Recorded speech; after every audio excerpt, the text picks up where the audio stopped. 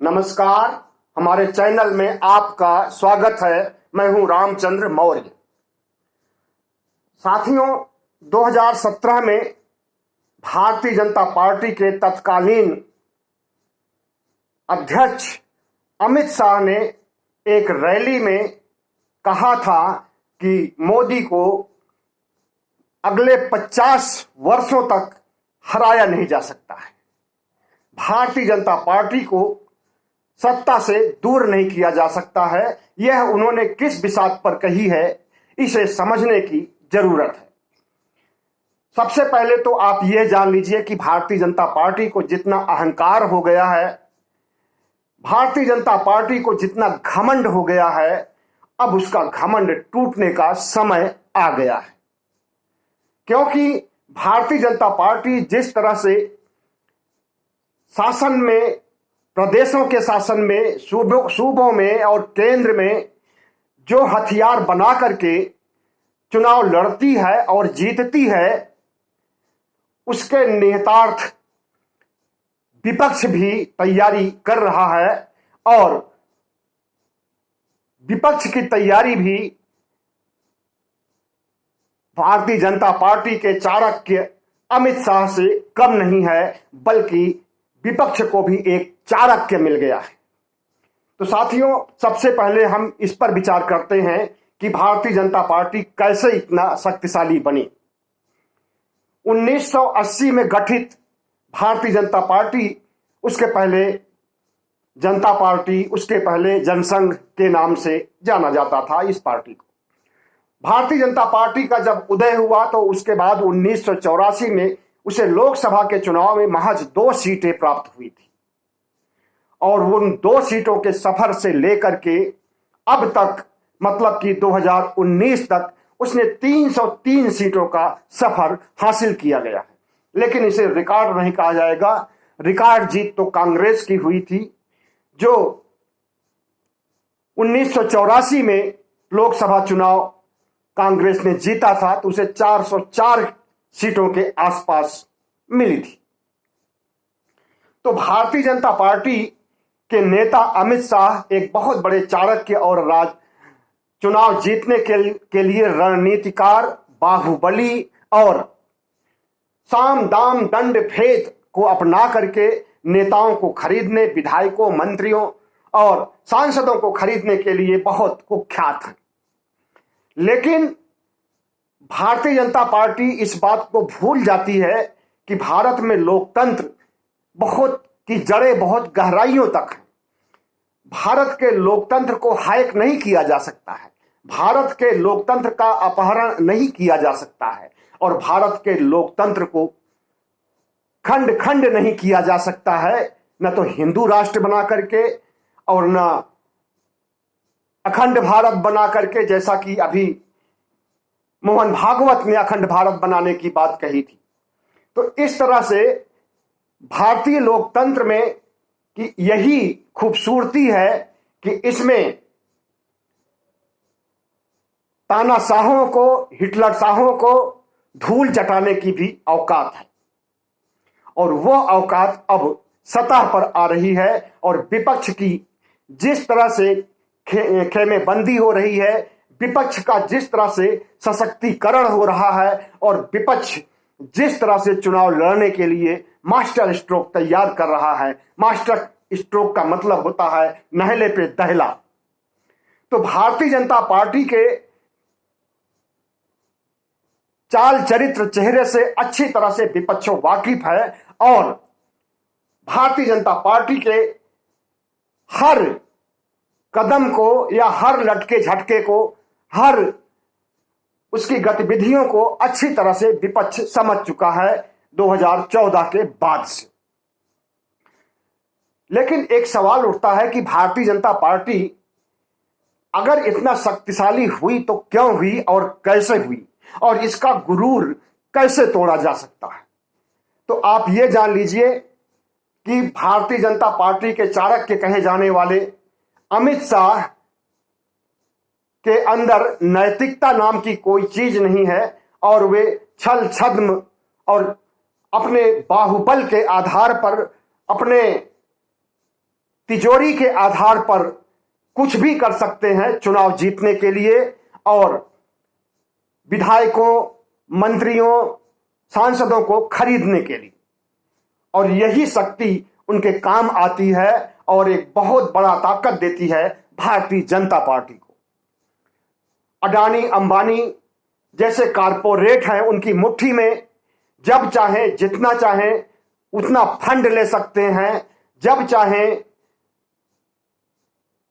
असामाजिक तत्वों को इकट्ठा कर सकते हैं, कार्यकर्ताओं की एक फौज तैयार कर सकते हैं, और गोदी मीडिया उनकी सबसे बड़ी ताकत है।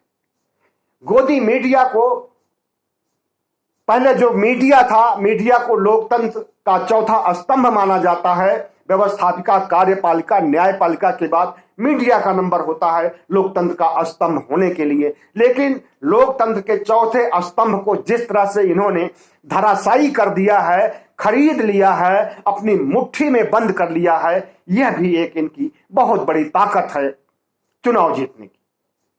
गोदी मीडिया के अलावा आजकल सोशल मीडिया का भी बहुत बोलबाला है पूरे समाज में, पूरे देश में, पूरी दुनिया में।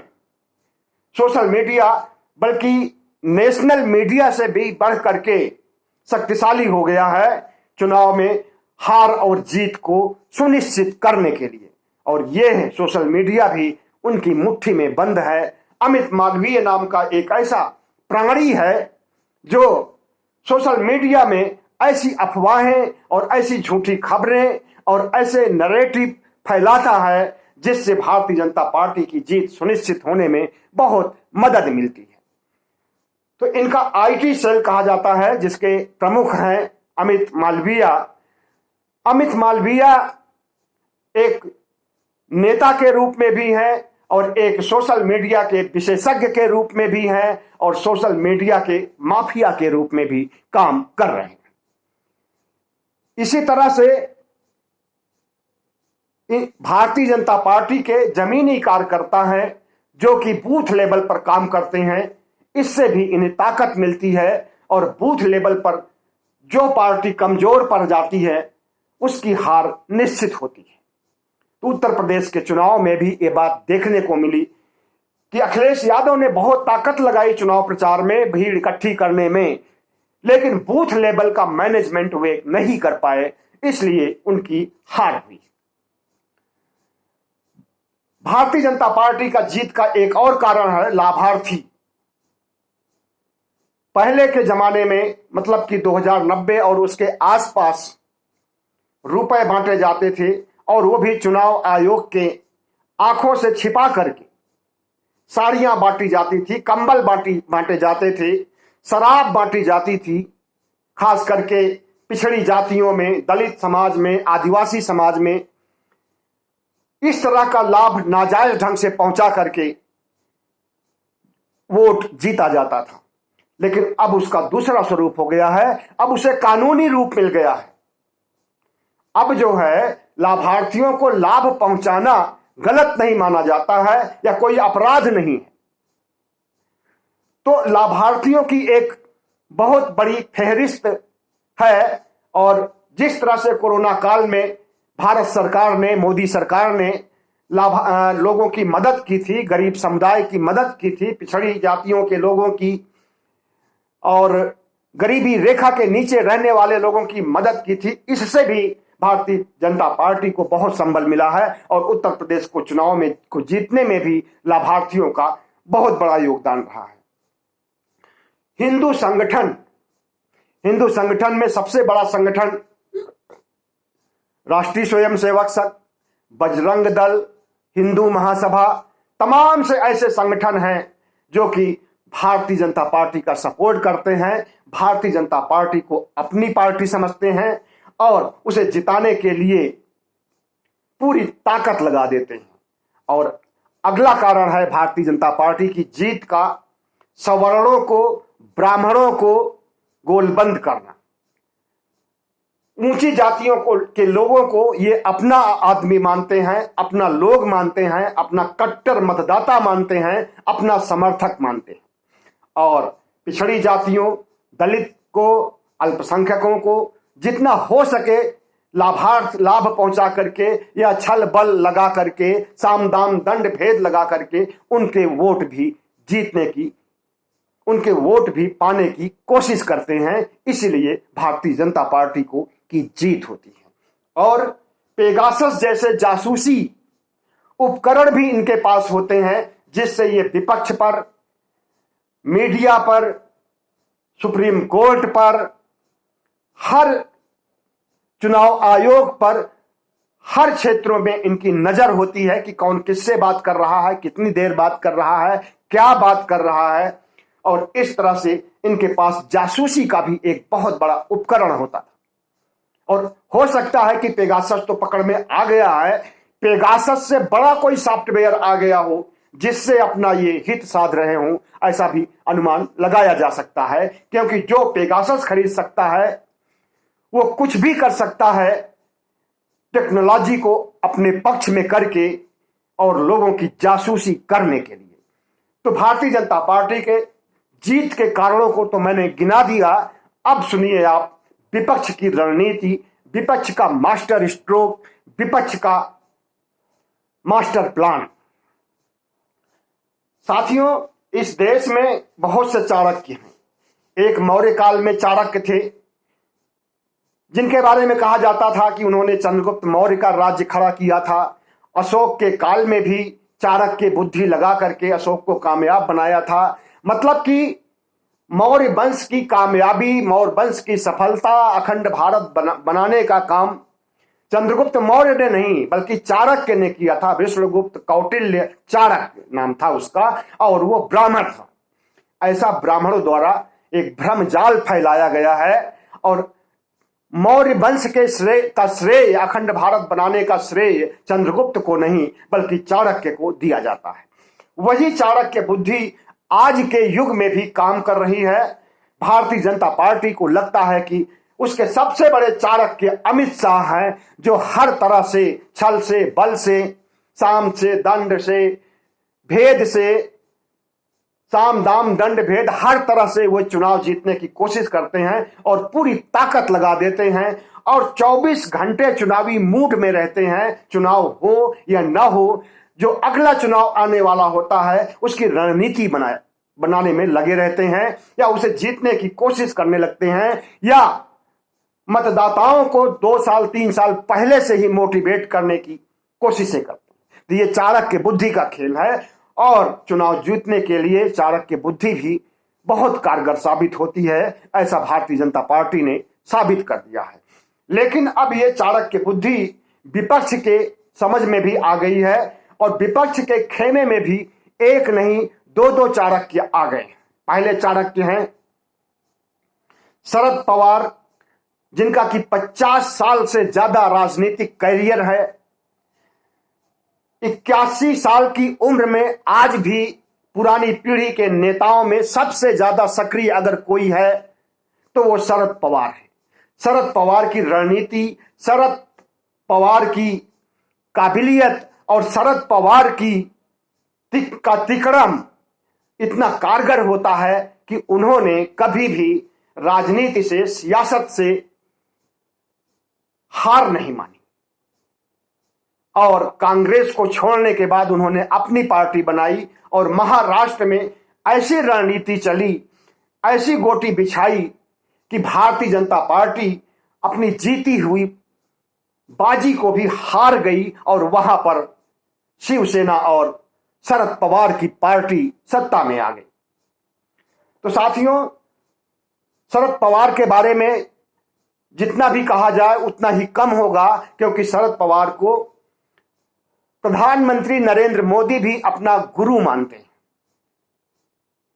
क्यों मानते हैं?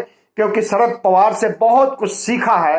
भले ही शरद पवार कांग्रेस में रहे हों, विपक्ष में रहे हों, लेकिन शरद पवार से प्रधानमंत्री नरेंद्र मोदी की फोन पर अक्सर बातें होती रहती हैं, लंबी बातें होती हैं और कई बार तो शरद पवार चल करके भी दिल्ली आए और प्रधानमंत्री से मुलाकात की। मोहन भागवत से भी शरद पवार की बनती है। मतलब शरद पवार एक ऐसे व्यक्ति हैं जो कि पक्ष से, विपक्ष से या हर तरह के सियासतबाज, कूटनीतिकार, रणनीतिकार से, हर तरह से के लोगों से उनके संबंध हैं। चाहे कोई विपक्ष का नेता हो, अटल बिहारी वाजपेयी, मुरली मनोहर जोशी, आडवाणी के भी एक अच्छे मित्र थे शरद पवार, और अभी भी हैं। और अभी ये पीढ़ी खत्म नहीं हुई है। मुलायम सिंह यादव है पुरानी पीढ़ी के नेताओं में, एच.डी. देवगौड़ा भी हैं, मुरली मनोहर जोशी हैं, लाल कृष्ण आडवाणी हैं, बहुत से नेता भी हैं जो कि मार्गदर्शक मंडल में शामिल हो गए हैं। भारतीय जनता पार्टी में जितने भी पुराने नेता हैं, इनको मार्गदर्शक मंडल में शामिल करके साइड में कर दिया गया है। लेकिन बाकी विपक्ष के में जितने भी नेता हैं, वे अभी किसी न किसी रूप में सक्रिय हैं। हालांकि पहले जैसी उनकी कुवत नहीं रह गई है, चाहे वो मुलायम सिंह यादव हो, चाहे वो एच.डी. देवगौड़ा हो। अगर पुरानी फितरत को, पुरानी राजनीति को, पुरानी सियासी गोटी को बिठाने में कोई कामयाब है तो वो 81 साल के शरद पवार हैं, जो कि आज भी राजनीतिक मामलों में सबसे बड़े पुरोधा हैं, सबसे बड़े चाणक्य हैं विपक्ष के। और दूसरा चाणक्य आजकल प्रशांत किशोर को भी माना जा रहा है। इन्होंने भी बिहार से शुरू किया अपनी यात्रा और तमाम राज्यों में तमाम सी सरकारें बनाई, और आजकल कुछ समय पहले तक सोनिया गांधी के साथ कांग्रेस का कायाकल्प करने के लिए लगे हुए थे। लेकिन सोनिया गांधी, कांग्रेस के गुट तेज और प्रशांत किशोर के बीच ऐसी क्या अनबन हो गई कि अब वो कांग्रेस में न तो शामिल होंगे और न कांग्रेस को अपनी सलाह देंगे, न कांग्रेस के लिए अपनी रणनीति बनाएंगे। तो इस तरह से, हालांकि 2024 के लोकसभा चुनाव के लिए आज के चाणक्य, नए चाणक्य प्रशांत किशोर भी ताकत लगा रहे हैं और विपक्ष को मोटिवेट कर रहे हैं, विपक्ष को तौर तरीके बता रहे हैं चुनाव जीतने के लिए। और संपूर्ण विपक्ष लगभग उनके टच में है और 2024 की जीत सुनिश्चित करने के लिए योजना बना रहा है। लेकिन जितना बड़ा प्रयास शरद पवार का हो रहा है, शायद उतना बड़ा प्रयास विपक्ष में किसी का भी नहीं है। न ममता बनर्जी का है, न मायावती का है, न अखिलेश का है।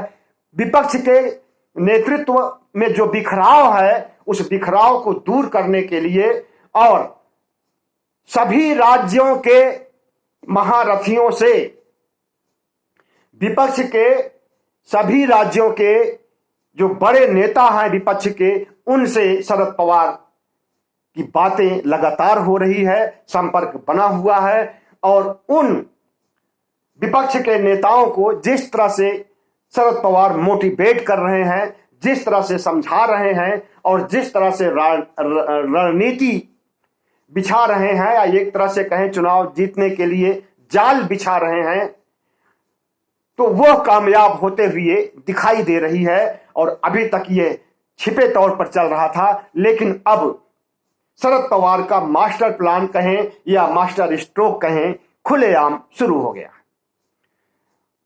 आपको पता होना चाहिए कि राजनीति में की शुरुआत कांग्रेस से ही किया था शरद पवार ने, और सोनिया गांधी को छोड़ करके जब वे गए और अपनी अलग पार्टी बना लिए, उसके बावजूद भी सोनिया से कभी उनकी अनबन नहीं हुई।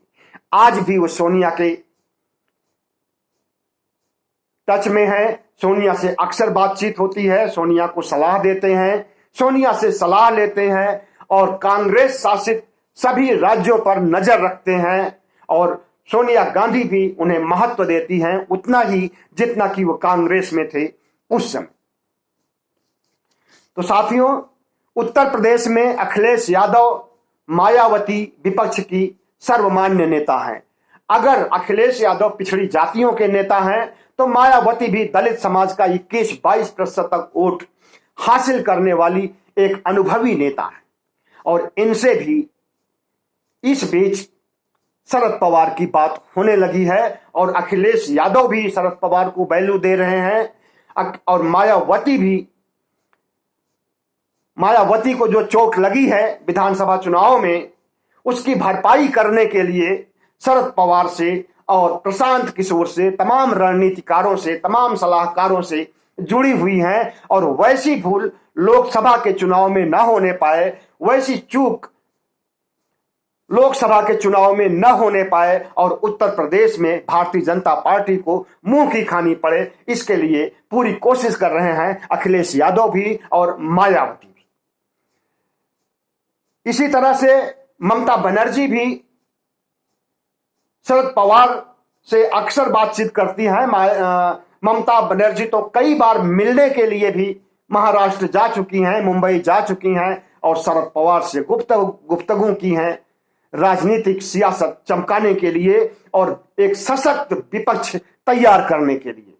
हालांकि 2020 में जब उनकी जीत हुई थी मई में, उसके बाद से ही वो सक्रिय हो गई हैं मोदी को हराने के लिए 2024 में। तेजस्वी यादव से भी, जो कि बिहार के विपक्ष के सशक्त नेता हैं, शरद पवार की अक्सर बातचीत होती है और तेजस्वी यादव तो शरद पवार को पिता तुल्य मानते हैं।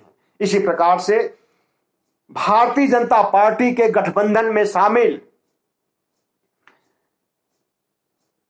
नीतीश कुमार से भी संपर्क बने हुए हैं और नीतीश कुमार की जो गतिविधियां आजकल हैं कि वे लालू के घर जाकर के इफ्तार पार्टी मनाते हैं और राष्ट्रीय जनता दल के साथ आने का संकेत दे रहे हैं, तो इससे यही लगता है कि बिहार की राजनीति साधने के लिए, बिहार का वोट पाने के लिए लोकसभा के चुनाव में अगर तेजस्वी यादव और बिहार के मुख्यमंत्री को साध लिया जाए तो बहुत बड़ी कामयाबी मिल सकती है। इसी प्रकार से झारखंड में हेमंत सोरेन से भी शरद पवार की बातचीत हो रही है, रणनीति बनाई जा रही है। आंध्र प्रदेश में जगन रेड्डी से भी बात हो रही है, चंद्रशेखर राव से तेलंगाना में बात हो रही है, स्टालिन से जो कि तमिलनाडु के मुख्यमंत्री हैं, उनसे भी संपर्क बना हुआ है शरद पवार।